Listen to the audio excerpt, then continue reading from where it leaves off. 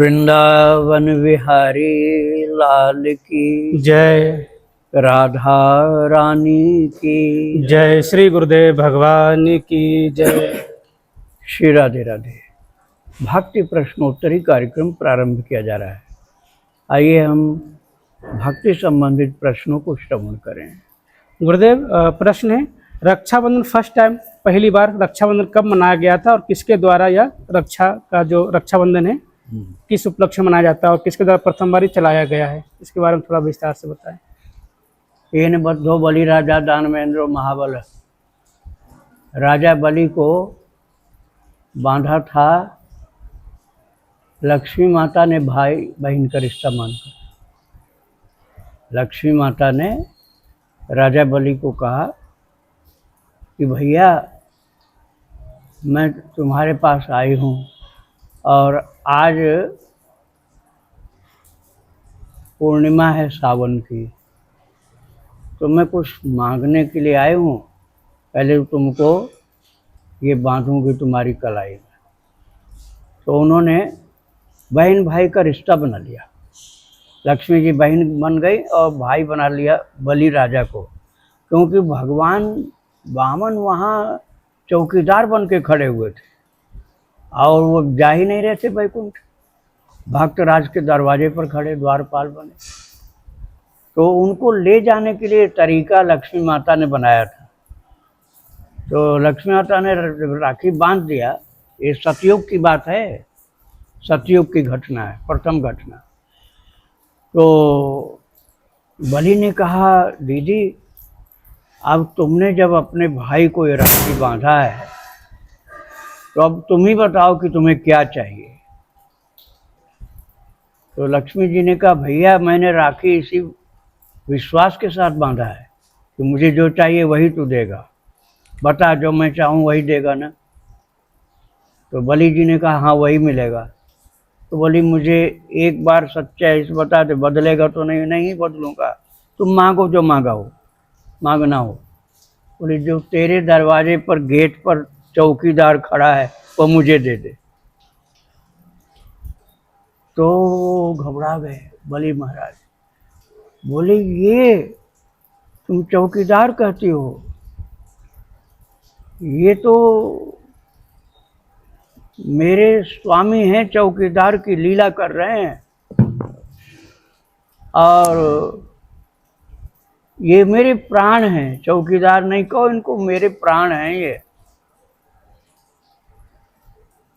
तो लक्ष्मी माता ने कहा, तुम्हारे प्राण हैं और मेरे तो प्राणनाथ हैं, तो मेरा दर्जा कुछ तुमसे बड़ा है। तुम्हारे प्राण हैं और मेरे प्राणनाथ हैं, इसलिए अब हम तुम दोनों समझौता करेंगे। अब देना तो तुमको है ही। ऐसा करते हैं कि तुम 4 महीने रखना। लक्ष्मी माता ने कहा, तुम 4 महीने रखना और 8 महीने ये मेरे पास रहेंगे। ये तय हो गया। तो चातुर्मास जो है इसमें तय हो गया कि वो बलि महाराज के यहाँ रहेंगे भगवान, और 8 महीने वैकुंठ में रहेंगे। और फिर उन्होंने दे दिया कि ठीक है, आपकी इच्छा है तो आप ले जाओ। जब वो चलने लगे, बोले, नहीं मैं ऐसे नहीं जाने दूंगा, मैं साथ में पहुंचाने चलूंगा। तो साथ में बलि महाराज भी गए भगवान को लेकर और लक्ष्मी माता को लेकर वैकुंठ। इस प्रकार से वहाँ जा कर के खूब उत्सव मनाया गया। दीपावली का उत्सव भी हुआ और यहाँ रक्षाबंधन का उत्सव हो गया सूतल लोक में। दीपावली का उत्सव हुआ वैकुंठ में, और सूतल लोक में जहाँ राजा बलि जी रहते थे, सूतल लोक के राजा थे, अब भी हैं वो राजा। तो वहाँ पर रक्षाबंधन मनाया गया और वैकुंठ में दीपावली का उत्सव मनाया गया। ये सतयुग की प्रथम दीपावली और प्रथम रक्षाबंधन हुआ। श्री राधे राधे। काशी से मोनिका जी हैं, इनका प्रश्न है, व्रत के दिनों में नीम के दातुन करती हूँ पर कभी कभी दातुन उपलब्ध नहीं हो पाता, तो क्या किसी पत्ते या पत्तों की राख से कर सकती हूँ? हाँ, कर सकते हैं। रज से भी कर सकते हैं, गंगा जी की रज से। काशी से बोल रहे हैं ना जी। हाँ, तो गंगा जी की रज मिल जाएगी, 80 घाट पर मिल जाएगी खूब आराम से। वहाँ से आप बालू ले लीजिए गंगा जी के, उससे भी कर सकते हैं। राधे राधे। इनका दूसरा प्रश्न है गुरुजी, मैं पूजा करते समय एक ही प्लेट में भोग लगाती हूँ ताकि प्रसाद का अनादर न हो, पर मन में भ्रम होता है कि गणेश जी और शिव जी को तुलसी का भोग नहीं लगता, तो क्या मेरे राम जी बिना तुलसी के भोग मेरा स्वीकार करेंगे या मेरी भावना और अनुग्रह को स्वीकार कर बिना तुलसी के ही भोग पा लेंगे? क्या मैं सही कर रही हूँ? नहीं, ये सही नहीं। आपको तुलसी दल डाल करके ही राम जी को भोग लगाना है। अब राम जी का प्रसाद तो कोई मना नहीं कर सकता है। राम जी का प्रसाद शिव जी ग्रहण करेंगे बड़े आदर के साथ, और जब शिव जी ग्रहण कर लेंगे राम जी के प्रसाद को, तो फिर राम जी के प्रसाद को जब शिव जी ने ग्रहण किया तो शिव जी का भी हो गया वो प्रसाद, डबल प्रसाद हो गया। राम जी का भी प्रसाद हो गया और शिव जी का भी हो गया। इसलिए गणेश जी को लेना ही लेना है। अब तुलसी वाली बात समाप्त हो गई। तुलसी का भोग राम जी के लिए था, अब इसके बाद राम जी का प्रसाद हो गया, शिव जी का प्रसाद हो गया। अब गणेश जी को तुलसी का दल अलग करके प्रसाद भोग में मिल जाएगा। राधे राधे। इनका आखिरी प्रश्न है गुरुजी, संतों से सुना है व्रत में सोना नहीं चाहिए, पर ना चाहते हुए भी इतना थक जाती हूँ कि नींद आ जाती है दिन में, क्या शरीर को विश्राम देना अनुचित है? कोई अनुचित नहीं है, उससे भजन रात को बढ़ाना पड़ेगा। जो आपने दिन में विश्राम किया है वो समय आपको रात के भजन में बढ़ाना होगा। आपने 2 घंटा दिन में विश्राम किया तो रात्रि में आपको 2 घंटा भजन ज़्यादा करना चाहिए, तो कोई दोष नहीं लगेगा। और आप दिन में भी सोए, रात में भी सोए, भजन कम कर दिए, तब दोष लग जाएगा। श्री राधे राधे। उर्मिला जी हैं गुरुजी, इनका प्रश्न है, जन्माष्टमी पर्व के बाद कौन से त्योहार पर दीक्षा होगी, कृपया बताएं। मैं 3 लाख नाम लेखन कर चुकी हूँ, जन्माष्टमी पर्व के बाद आपसे दीक्षा लेना चाहती हूँ, इसके बाद कब दीक्षा होगी, कृपया बताएं गुरुदेव। अभी सबसे निकट में दीक्षा का दिवस है 12 अगस्त को। उस दिन मेरा जन्मोत्सव भक्त लोग मनाएंगे, और 16 अगस्त को कृष्ण जन्माष्टमी, उस दिन भी दीक्षा होगी। इसके बाद दीक्षा होगी फिर गीता जयंती को 1 दिसंबर को। श्री राधे राधे। सहारनपुर से गुरु जी, इनका प्रश्न है, हम श्री राधा रानी जी की श्री कृष्ण राधा रानी जी की विग्रह सेवा जैसे सुलाना, जगाना, भोग लगाना, श्रृंगार आदि सेवा क्यों करते हैं? यदि हम सत्कर्म करें और अपने कर्तव्यों का सही सही पालन करें तो तब भी क्या हमें विग्रह सेवा करनी चाहिए? क्योंकि गुरु जी लोग कहते हैं कि कर्म ही पूजा है, फिर ये सब सेवा करने का ढोंग क्यों करते हो? ये ढोंग नहीं, ये प्रेम का स्वरूप है। और आपको यदि विग्रह नहीं रखना है तो आप मानसिक पूजा करिए, मन में ध्यान करिए भगवान के स्वरूप का। हम उनके अंश हैं, हम उनके सेवक हैं, उनके अंश हैं, और वे हमारे स्वामी हैं। तो हम अपने स्वामी की सेवा पूजा नहीं करेंगे तो दुनिया भर की चापलूसी करोगे, हर जगह जा करके नाक रगड़ोगे जहाँ जहाँ स्वार्थ होगा, और जो असली मालिक हैं उनकी भक्ति पूजा नहीं करोगे। ये तो नासमझी वाली बात हो गई, ये ढोंग वाली बात नहीं है। अपने परमात्मा जिनके हम अंश हैं, जिनके द्वारा हमारा जीवन चलाया जा रहा है, जिनके द्वारा हमें सब कुछ विवेक, बुद्धि, खान पान, सारी सुविधाएं, शरीर, कबहु करि करुणा नर देही, देत ईश बिनु हेतु सनेही। भगवान ने कृपा करके मनुष्य शरीर दिया है, नहीं तो गधा कुत्ता बन करके घूम रहे होते। और 84 लाख योनियों में मनुष्य का नाम नहीं है, उसी चक्कर में घूमते रहते अनंत काल तक। भगवान ने उस चक्कर से हटा करके कबहु करि करुणा नर देही, देत ईश बिनु हेतु सनेही। भगवान अकारण करुणा वरुणालय हैं, उन्होंने कृपा करके साधन धाम ये शरीर हमको दिया कि ले अपना उद्धार कर ले, नहीं तो फिर चींटा चींटी, गधा कीड़ा मकोड़ा बनता घूमता रहेगा। तो ये प्रभु ने शरीर दिया हमको कृपा करके, उनकी अनंत कृपाओं का कोई ठिकाना नहीं, इतनी ज़्यादा संख्या हो। अभी वो अपने ऑक्सीजन देना बंद कर दें तुरंत मर जाओगे। सभी की बात यही है। अभी अपना एयर प्रेशर, ब्लड प्रेशर, हमारे शरीर का डिसबैलेंस कर दें खत्म। अभी हमारे शरीर में ग्रेविटी का जो असर पड़ रहा है वो घटा बढ़ा दें खत्म। तमाम बीमारी कोरोना जैसी पैदा हो जाए, जीवन खत्म। बाढ़ में चारों तरफ बाढ़ ही बाढ़ आ जाए, सब समाप्त। भूकंप आ जाए, सब खत्म। ये ठाकुर जी हमको बचा के रखे हैं भक्ति करने के लिए। उन्हीं का दिया हुआ शरीर, उन्हीं की कृपा से हम जीवित हैं, उन्हीं की कृपा से सत्संग मिला, उन्हीं की कृपा से बुद्धि जागृत हुई कि हमको अपना मोक्ष इस जीवन में कर लेना है, भक्ति प्राप्त करनी है। तो फिर उनके अनंत उपकार हैं, इसलिए उनकी सेवा पूजा भक्ति करनी है। चाहे सगुण साकार करो, चाहे ध्यान में। एक तो है प्रत्यक्ष, आपने लड्डू गोपाल ले लिया। लड्डू गोपाल आपको नहीं लेना है, आप मन में लड्डू गोपाल या अपने ठाकुर जी को ध्यान करो, उनकी पूजा करो, जैसा आपको पसंद हो। राधे राधे। गुरुग्राम से रेखा सैनी जी हैं, इनका प्रश्न है, महाराज जी यूट्यूब पर एक वीडियो में देखा कि जब ध्यान साधना करते हैं तो कुंडलिनी जागृत होती है, तब कई साधक पागल हो जाते हैं। क्या यह बात सही है? क्या माला जाप आंख बंद करने से पागल हो सकते हैं? बैठकर जाप पढ़ने से अच्छा चलते फिरते या नाम जप करना और राम नाम लिखना, क्या इसी से भगवान मिल जाएंगे? महाराज जी मैं एक दिन में 2 से 3 हज़ार नाम लिखने की कोशिश करती हूँ। आप तो 3000 जो लिख रहे हैं नाम, बहुत अच्छी बात है, लेकिन कुंडलिनी जागरण की कोशिश क्यों करना आपको? जिसमें आपको शंका है कि हम पागल हो जाएंगे, वो काम ही मत करो। आप तो प्रभु से प्रेम करो, ऐसे प्रेम करो जैसे अपने बच्चे से करते हो, नाती पोते से करते हो। उसके लिए कुछ सीखना पड़ता है क्या? अपने नाती से प्रेम करने के लिए कौन सा प्राणायाम करते हो, कौन सा विद्या सीखते हो? कुछ नहीं। अपना है इसलिए प्रेम है, अपना है इसलिए प्रेम है। ऐसे भगवान को अपना मान लो, क्योंकि वही अपने हैं। पिछले जन्म वाले जितने अपने थे सब चले गए। इस जन्म वाले जिनको हमने बनाया दुनिया में अपना, वो भी चले जाएंगे। हम उनके पास न पहले थे, न अब हैं, न आगे रहेंगे।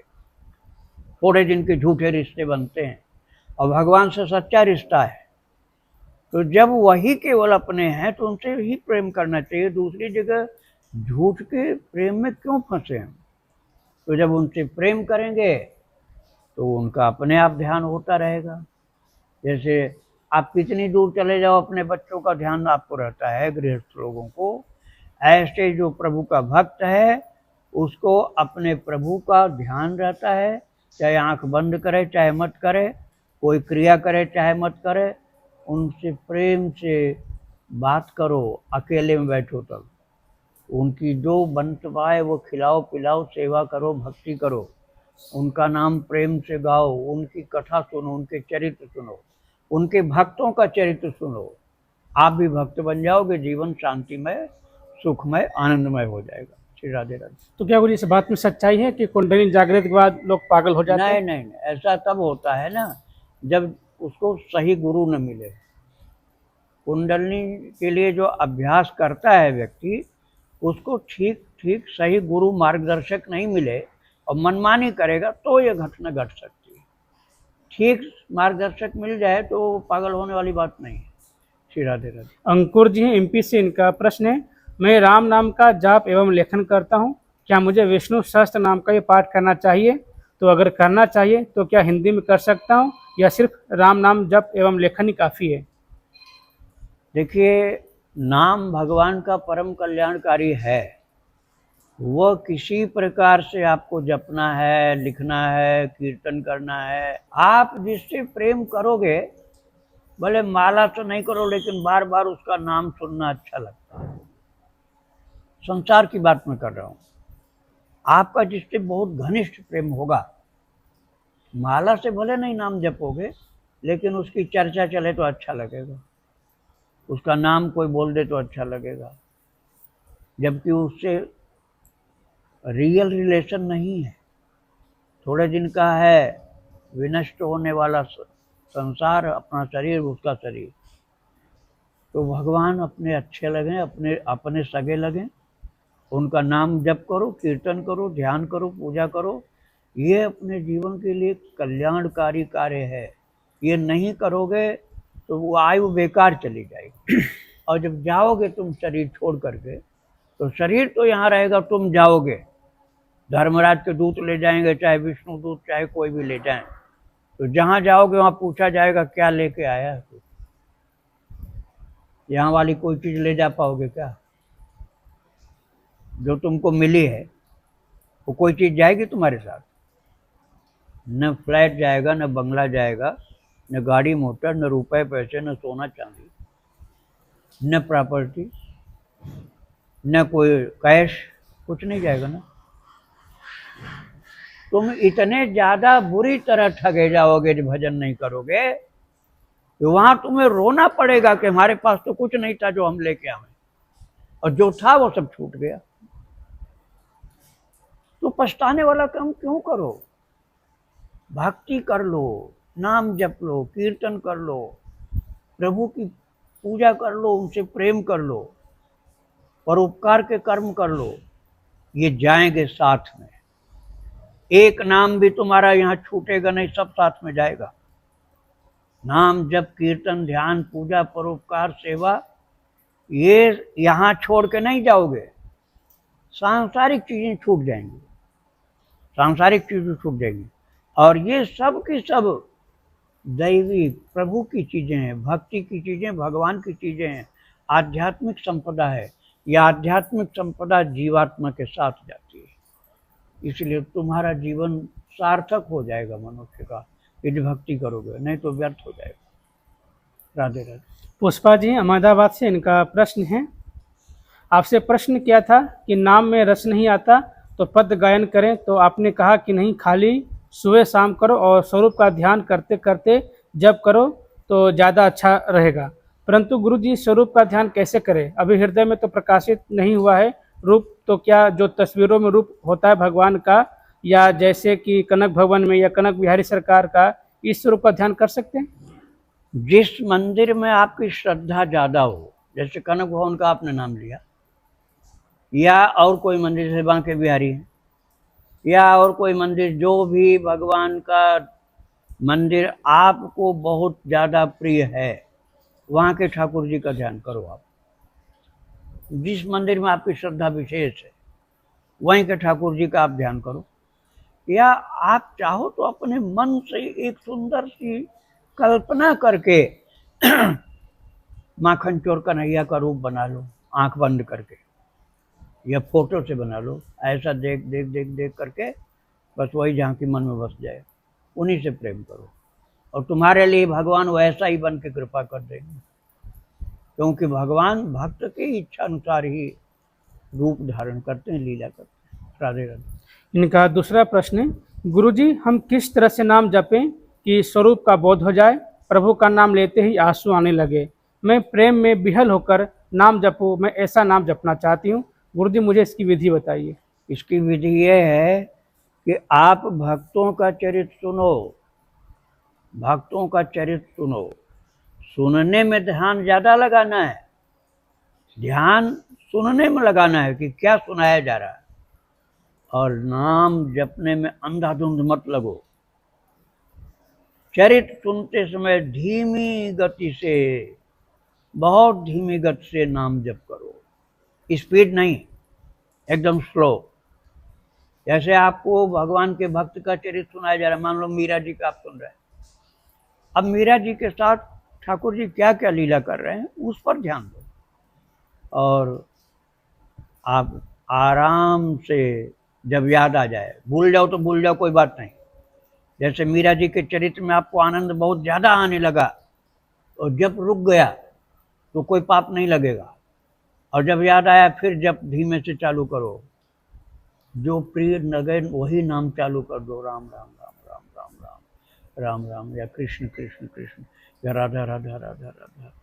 जब याद आया तो चालू कर दो, और इतनी सरस लीला, उनके प्रेम की कथा चालू हुई कि हम नाम जप करना भूल गए तो कोई दोष नहीं लगेगा आपको, क्योंकि एकाग्रता हो गई भगवान की लीला में, तो आपको जप का फल अपने आप मिलने लग जाएगा। आप इस तरह से भक्त चरित्र श्रवण करने में लग जाओ तो आपके जप में दैवी शक्ति का आधान हो जाएगा, प्रेम की उत्पत्ति हो जाएगी। श्री राधे राधे। अजीत कुमार जी गुरु जी, इनका प्रश्न है, क्या कृष्ण नाम जपने के पूर्व राधा नाम का जपना आवश्यक है? सुना है कि ऐसा न करने पर अपराध लगता है। वो जिसने कहा है ना, उनको ऐसा कुछ समझ में आया इसलिए कहा, किंतु ऐसी बात नहीं है। भगवान के सब नाम बराबर है। श्री चैतन्य महाप्रभु ने कहा है, नाम नामकारी बहुधा निज सर्वशक्ति तत्रार्पिता नियमित स्मरणेन काल। चैतन्य शिक्षाष्टक में लिखा है। चैतन्य महाप्रभु ने कहा, प्रभु ने अपने बहुत से नाम प्रकट किए और निज सर्वशक्ति तत्रार्पिता, हर नाम में अपनी संपूर्ण शक्ति रखा है। ऐसा नहीं कि एक नाम में कम, एक नाम में ज़्यादा, एक नाम में कम, एक नाम में बिल्कुल नहीं, ऐसा नहीं। निज सर्वशक्ति तत्रार्पिता, हर नाम में अपनी संपूर्ण शक्ति डाली, बांट बांट के नहीं कि 10-10 बराबर कर दिया, नहीं, 100% सब में, 100% सब में शक्ति, कम ज़्यादा नहीं है। अब आपको जो नाम प्रिय लगे वही जप करो, गोविंद, गोपाल। अरे तुम शास्त्र वाला नाम नहीं, बिना शास्त्र वाला भी जप कर सकते हो। लाला कहाँ है, क्या खेल कूद कर रहा, और लाला नाम हो गया भगवान। किसी पुराण में लाला नाम नहीं है। और आपने कन्हैया को प्यार से पुकारा लाला, इस समय क्या कर रहा है, सो रहा है, जग रहा है, और लाला ही नाम हो गया। राधा रानी को लाली, ठीक है, तो लाली नाम हो गया राधा रानी का। चाहे किसी ग्रंथ में लाली नाम न हो, लेकिन तुम्हारे प्रेम के कारण राधा रानी लाली नाम स्वीकार कर लेंगी। यही है भगवान की प्रेम की, भक्ति की शक्ति। श्री राधे राधे। इनका दूसरा प्रश्न है, क्या राधा माधव नाम का कीर्तन कर सकते हैं? बिल्कुल कर सकते हैं। राधा कृष्ण कहो, चाहे राधा माधव कहो, राधे श्याम कहो, एक ही बात। इनका अगला प्रश्न है, मैंने क्रोध में आकर अपनी शिखा कटवा ली, मेरा यह घनघोर पाप कैसे क्षमा होगा? कोई माता बोल रही? नहीं, पुरुष का शिखा कटवा लिया। अरे कुछ नहीं हुआ भाई। मुसलमानों जो भक्त हुए, रसखान जी हुए, कारे खां हुए, रहीम भक्त हुए, सनम साहब हुए, उनका चरित्र मैंने सुनाया है। सनम साहब वृंदावन में जो वंशी भट्ट पर शरद पूर्णिमा की अर्धरात्रि को भगवान के महाराज का दर्शन करते हुए चले छोड़े थे। सनम साहब अलवर के रहने वाले थे, राजस्थान के, और वो जो चरणदास जी महाराज हुए, जो सुखदेव जी के शिष्य थे चरणदास जी, उन्हीं की परंपरा में सनम साहब हुए, और उनका शरीर छूटे हुए लगभग 60-70 साल हो गए। उनके तो कोई चोटी नहीं थी। मैं नहीं कह रहा हूं कि आप चोटी रखो नहीं, लेकिन उसका दुख मत मानो। चोटी फिर कटा लोगे, घर की खेती कहाँ चली जाएगी? जब बाल बड़े हो जाएं चोटी रखा लो, मन को संतोष हो जाएगा। लेकिन प्रेम सर्वोपरि है, प्रेम सर्वोपरि है। भगवान ने गीता जी के 9वें अध्याय में कहा है, माम ही पार्थ विपाश्रित्य एपि स्युः पापयोनयः स्त्रियो वैश्याः तथा शूद्राः तेपि यान्ति परम गतिम्। जानना चाहते हैं लोग कि परम गति किसको मिलती, कौन कौन जाति को मिलती है? भगवान ने कहा है जाति वाली कोई बात ही नहीं। प्रभु ने कह दिया पाप योनय, जो पाप योनि है, जिसका जन्म कुल खानदान पूर्वजों से लेकर पाप ही पाप करता रहा, वो पाप योनि है। उनके पूर्वज लोग भी गंदा काम करते थे, गंदा खान पान वाले थे, और वो व्यक्ति भी था, अब सुधरा है। तो कह रहे हैं वो भी तेपि यान्ति परम गतिम, वो भी परम गति पाएगा। स्त्रिय वैश्या तथा शूद्रा और पाप योनिय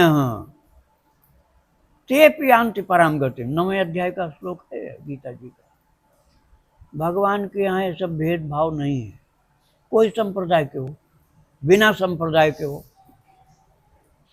कोई भी चीज हो या न हो, आप उसके द्वारा भक्ति वंचित नहीं हो जाओगे। समाज की प्रतिष्ठा की बात अलग होती है, लेकिन भक्ति तो भगवान के प्रेम की चीज होती है। अरे हरिदास ठाकुर जो चैतन्य महाप्रभु के साथ में रहते थे जगन्नाथपुरी में, जब उनका शरीर छूटा तो चैतन्य महाप्रभु ने गोद में उठा लिया। नाम था हरिदास ठाकुर, मुसलमान के घर में पैदा हुए थे, मुसलमान के बेटे थे वो। इतने डंडे पड़े थे उनके ऊपर, मुसलमानों ने डंडे लगवाए कि हमारा आदमी होके काफिर हो गया। वो लोग भक्त नहीं कहते थे कि भक्त हो गया, काफिर हो गया। तो मुसलमानों का शासन था उस समय। उस समय जो वहाँ का मजिस्ट्रेट था उसको काजी बोलते थे, काजी, नाम बदल गए अब। बहुत डंडे पड़े। तो पूरी कथा हम नहीं सुना रहे हैं अभी प्रश्नोत्तरी में थोड़ा थोड़ा याद दिला रहे हैं आपको। वो चरित्र में सुना चुका हूँ। श्री हरिदास ठाकुर कहते थे महाप्रभु जी, और लेखकों ने यवन हरिदास लिखा है। अब सोचिए कौन सा उनका जनेऊ हुई थी, कौन सी। मैं जनेऊ नहीं ऐसा समझना कि जनेऊ पहनने को मना कर रहा हूँ, जनेऊ पहनने को मना नहीं कर रहा हूँ, लेकिन तुम्हारे पास कोई भी योग्यता नहीं तब भी भगवान अपनाएंगे। और तुम्हारे पास योग्यता है तो उसका गर्व मत करो, नहीं तो अगले जन्म में बहुत बेकार हो जाएगा जीवन पूरा। धुंधुकारी हो गया प्रेत। पंडित जी थे धुंधुकारी जी, धुंधुकारी तो पंडित था ना, बड़ा उनका गोकर्ण का भाई, लेकिन उसने कर्म ऐसे ऐसे किए कि प्रेत हो। और शबरी मैया भिलनी थी और भगवान राम जी के चरणों की भक्त बन के भगवत धाम पहुंच गई। तो सांसारिक योग्यताओं का उतना महत्व नहीं जितना प्रभु की भक्ति का, प्रभु के प्रेम का महत्व। राधे राधे। इनका आखिरी प्रश्न है, क्या मरण सूतक के समय जो शिखा छोड़ी जाती है उसे नहीं रखना चाहिए? जब कोई मरता ना गुरु जी तो बाल बनवाते तो उसमें जो शिखा छोड़ी जाती है तो रखना चाहिए या नहीं रखना चाहिए? हाँ, रखना चाहिए भाई, क्यों नहीं रखना चाहिए, रखना चाहिए। शिखा रखने तो शिखा रखो, उसमें कोई दोष थोड़े है। जीनू गर्ग जी, इनका प्रश्न है, गुरुदेव मुझे कई बार बुरे स्वप्न आते जाते हैं, तो यूं ही आते हैं या इनका कोई पीछे कारण होता है? इनका कोई असर ना पड़े, कोई प्रभाव ना पड़े, कोई समाधान बता दे। उससे कुछ नहीं होना। स्वप्न की चीज तो स्वप्न ही है, वो सच्ची थोड़ी है, झूठी होती है स्वप्न की चीजें। यदि भगवान से रिलेटेड स्वप्न है तो उसका वैल्यू है, भगवान से रिलेटेड स्वप्न है तो वैल्यू है। और संसार के स्वप्न है तो कोई सिर काट दिया, जगने पर फिर सिर ठीक हो गया। मान लो सपने में किसी ने सिर काट दिया तुम्हारा और जगते ही सिर ठीक हो गया, बिना अस्पताल गए, क्या हुआ? स्वप्न में कौन सी ताकत रही? राधे राधे। हिमांशु जी है गुरु जी, पटियाला से, इनका प्रश्न है कि गुरु जी मुझे जैसे राखी का त्यौहार है तो उस पर अपनी पत्नी के साथ उनके मायके जाना पड़ता है, लेकिन वहाँ पर खान पान बहुत गड़बड़ है। तो पत्नी कहती है कि मैं आपके लिए शुद्ध बर्तन अच्छे से धो करके खाना पीना बना दूंगा, लेकिन इनका मन नहीं मानता, लगता है कि इससे मेरे प्राण निकल जाएंगे, ठाकुर जी मेरे प्राण निकाल लेंगे, ऐसा इनको लगता है। तो बिल्कुल इच्छा नहीं होता जाने का, ना उन बर्तनों में खाने का, जब प्राण निकलने से स्थिति आ जाती है, लेकिन फिर भी जाना पड़ता है। तो ऐसी स्थिति में क्या करूँ गुरुदेव, खाना चाहिए कि स्थिति में उनको ये करना है कि अपने घर से भोजन ले जाएं, भगवान को भोग लगा के अपने घर से भोजन ले जाएं और उसके घर में मत खाएं, वो अपनी गाड़ी में बैठे बैठे खा लें। और पत्नी को बोलने तू बता देना कि भोजन करके आए, वहाँ कुछ भी नहीं खाना, और खाना ही पड़े यदि तो उनके घर में केला रखा हो, उसको ले करके धो ला लो और बाहर निकल के छिलका फेंको, केला पा लो। पकाया हुआ भोजन वहाँ का नहीं खाना चाहिए, केवल फल लेकर के धो के खा लो। राधे राधे। लेकिन वो जैसे अगर 2 दिन 3 दिन 4 दिन रुकना पड़ जाए तो ऐसे हाँ, तो बाहर रहने का करें ना, वहाँ क्यों रुके, वहाँ पहुँचा के आ जाएं। ऐसे के घर में नहीं रुकना चाहिए एक दिन भी। पत्नी वाली पहुँचाने की बात आई है तो पहुँचा करके वहाँ से भगें, कर दें, जब आना हो तो फिर फ़ोन कर देना, मैं आ जाऊंगा लेने के लिए। गुरु जी सादर प्रणाम। राधे राधे। हमारा एक भ्रम है, जिससे लिखा है कि व्यास जी ने द्वापर में सारे शास्त्र वेद पुराणों का लेखन किया, तो क्या इसके पहले शास्त्र पुराण नहीं थे? और ऐसा कहा जाता है कि आने वाले 5-10 वर्षों में ये शास्त्र पुराण फिर खत्म हो जाएंगे, तो क्या इसके बाद में फिर व्यास जी आगे आएंगे लिखने के लिए? क्योंकि चतुर्युग 4 युगों का होता है, तो एक कल्प में तो 1000 चतुर्युग निकलते हैं, तो क्या इस एक कल्प में कई बार व्यास जी आकर के लिखते हैं? ये भ्रम है, इसको थोड़ा सा निवारण कर दीजिए। बात यह है ना कि लिखने का काम पहले पड़ता ही नहीं था। पहले इतनी पवित्र मेधा शक्ति होती थी, ऐसी स्मरण शक्ति होती थी कि उसको पढ़ाते थे जब बच्चे को, तो बच्चा कंठस्थ कर लेता था और गुरुकुल में रहता था, घर नहीं जाता था।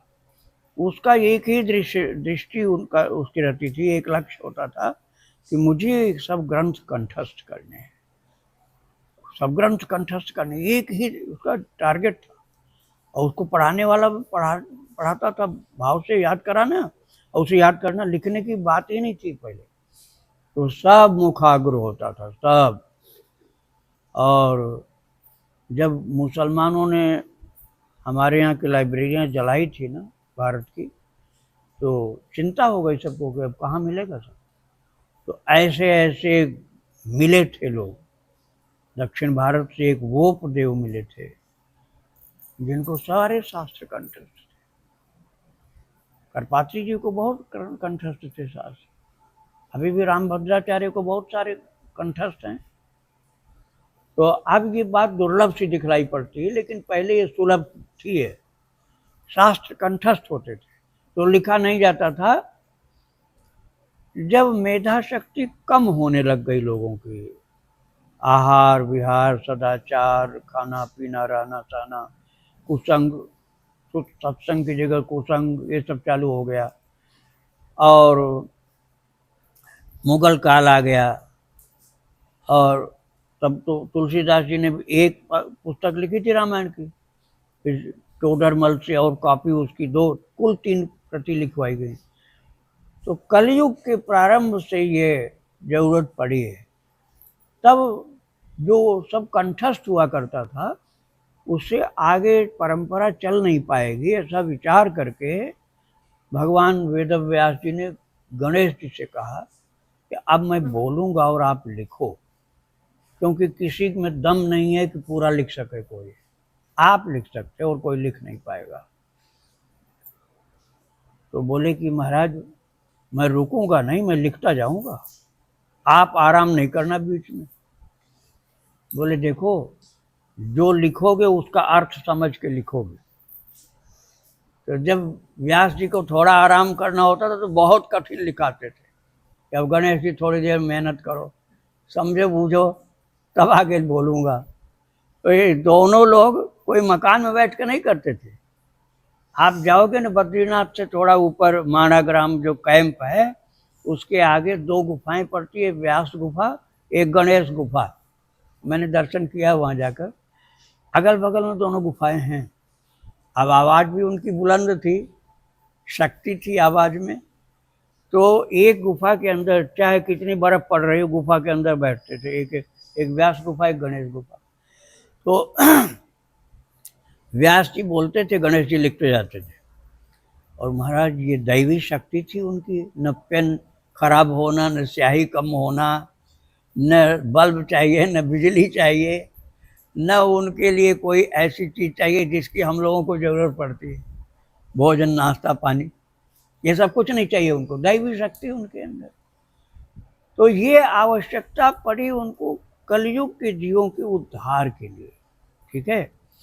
तो जो व्यास जी महाराज ने लिखवाया है गणेश जी से, उन पुराणों में महाभारत लिखवाया, पुराण लिखवाया, संहिता, श्रुतियाँ, स्मृतियाँ, निगम आगम सब लिखवाया। उसमें कहीं भी ये नहीं लिखा हुआ है कि सन 2025 में ऐसा कुछ होने वाला है। अब जो दूसरे ग्रंथों की बात की जाती है वो व्यास जी के लिखे हुए नहीं है, वो व्यास जी के लिखे नहीं है और किसी के लिखे हुए हैं, मैं उसके बारे में जानता नहीं। ठीक है। व्यास भगवान ने कहीं नहीं लिखा, उन्होंने ये लिखा है ये प्रथम चरण चल रहा है कलयुग का, और 4 चरण पूरा होते होते भगवान कल्कि का अवतार होगा और तुरंत सतयुग लग जाएगा। उस समय वो भगवान कल्कि जाएंगे उत्तराखंड में हिमालय पर, और वहां से 2 ऋषि ले आएंगे। एक ऋषि हैं सूर्यवंशी, एक हैं चंद्रवंशी, दोनों अभी जिंदा हैं वहां। कलापक ग्राम नाम की जगह वसुधारा से और ऊपर है, वहां से ले आएंगे। वो हैं 2 देवापी शंतनु और भ्राता, जो भीष्म पितामह के पिताजी के भाई देवापी मुनि, और मरुष्ट इक्ष्वाकु नंदन, और राम जी के पुरखा इक्ष्वाकु जो हुए हैं उनके बेटे मरु, ये दोनों को कल्कि भगवान ले आएंगे। और आपको आश्चर्य होगा, लाखों साल पुराने हैं वो, और उनके माध्यम से नई सृष्टि का सृजन होगा, और उसमें सब सतयुग के लक्षण होंगे, जिनको ग्रंथ लिखा हुआ नहीं चाहिए। उनके सिर पर स्पर्श करेंगे और स्पर्श करते ही सब ग्रंथ कंठस्थ, पुनर्लेखन की आवश्यकता नहीं है। श्री राधे राधे। जी, एक आखिरी प्रश्न लेके समाप्त करते हैं। हाँ। एक प्रश्न था, परसों की वीडियो से आया था कि 7 समुद्र कौन कौन से हैं और उनका किस पुराण में या ग्रंथ में वर्णन है? आपने बताया था 7 हाँ, समुद्र। मैं बता रहा हूँ। जो अब 7 समुद्र बताए जाते हैं, जैसे हिंद महासागर, अटलांटिक सागर, प्रशांत महासागर, ये जो हैं, इस तरह से जो 7 समुद्र हैं भू समुद्र हैं, पृथ्वी पर विराजमान। और जिन 7 समुद्रों की चर्चा शास्त्रों में है, वो जैसे क्षीर सागर, दूध वाला समुद्र, कहीं मिलेगा? देखने को नहीं मिलेगा ना, लेकिन है। ऐसा नहीं कि झूठा है वो। क्षीर सागर है, जिसमें भगवान शयन कर रहे हैं, लक्ष्मी मैया चरण दबा रही है, शेषनाग भगवान छाया कर रहे हैं। ये तो सुना ही आपने, लेकिन देखा नहीं। अब कोई उसको हवाई जहाज से पूरी दुनिया में घूम के कहा नहीं मिला, इसलिए झूठा, गलत लिखा। अरे गलत लिखा नहीं, तुम्हारी पहुंच के बाहर है वो, तुम्हारी पहुंच के बाहर है। केवल लवण सागर मिलता है जो हर जगह फैला हुआ है। ऐसे जो शहद का समुद्र है, दूध का समुद्र है, घी का समुद्र है, पानी का समुद्र है, ऐसे बहुत से समुद्र हैं जिनका वर्णन भागवत जी के 5वें स्कंद में है। भागवत जी के 5वें स्कंद में इनका वर्णन है। जिसको पूरा अध्ययन करना है, 5वां स्कंद भागवत जी का पढ़े, सब मिल जाएंगे। श्री राधे राधे। वृंदावन बिहारी लाल की जय। राधा रानी की जय। श्री गुरुदेव भगवान की जय।